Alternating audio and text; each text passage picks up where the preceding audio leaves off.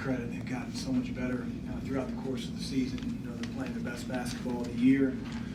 Proud of my group for being able to get back in the game and make it anyone's game with 2.5 minutes left. I thought our guys found a way to start getting stops and scoring a little bit and put ourselves in a position to win, and obviously disappointed that we couldn't finish the deal. But there's two teams competing out there, and Virginia did a great job defensively, and we didn't quite do what we needed to do defensively. Chris, what fueled that second half turnaround? Well, I think we started to get some defensive stops. I thought for a while, end of the first half, beginning of the second half, and we went zone. Both zone and man weren't very effective. We were letting our offensive struggles that Virginia had everything to do with, really contribute to not having our motor running like it should be on the defensive end. So we talked about that in the huddle. I give our guys a lot of credit for being able to find themselves again defensively and begin to put some stops together. I think a few times we scored in transition, but it just made the game feel a little bit differently once we started getting stops. What do you think went wrong in the last couple minutes? I had to check the tape. I mean, to be honest with you, that's what we learned. Chris, what is it about Keegan Clark that makes him effective despite obviously his lack of height? He's a gamer. I mean, look at all the plays he's made down the stretch. Whether it was Virginia Tech end of game 3, whether it was him finding his teammate at North Carolina along the baseline for the game winner. I mean, I've seen it ever since he was in AAU in California. He's a floor general. He makes his mistakes, but he doesn't bow his head or he doesn't put his head down. He continues to play. He's got some moxie, that's for sure.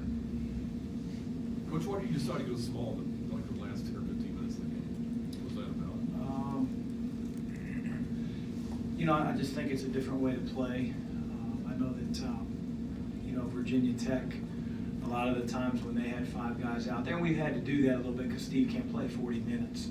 And when Virginia Tech went small, they took Huff out of the game a lot of the times. It felt like if they kept him in, and they both keep both he and Diakite in there, it's going to be hard on them defensively to keep up with 5 small guys.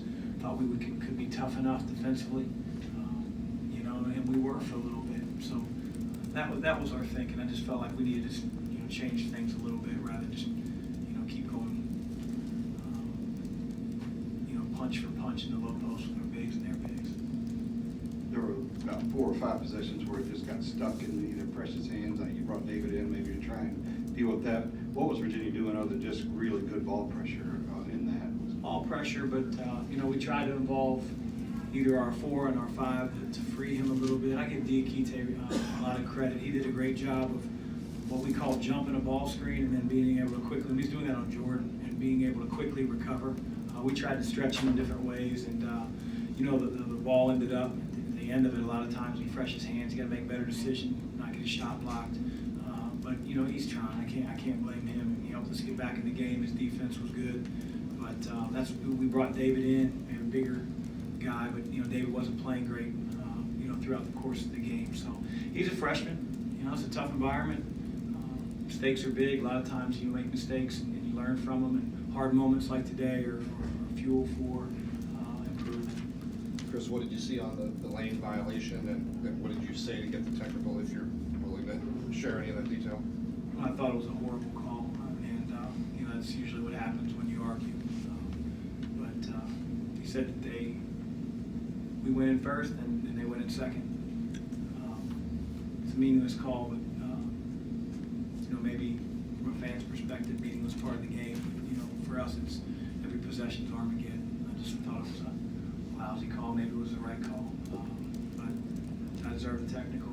I don't think so. It's not about the officials. It cost us the game. Other questions for Coach? I'm good, Kenny. Okay. Yeah, just a quick question about the tempo of the game, 80-73, when they played the game in Louisville and game in the 50s today. Did you want to stay out of the 50s, or? If they had 40, I didn't mind. I don't care. I mean, I think maybe some coaches make a big deal about it. I really don't care. I don't care. care. You know, we're just trying to win the game. So if the score was 2-1 and we won, great. I can care less about how slow they play. Anything else? Thank you.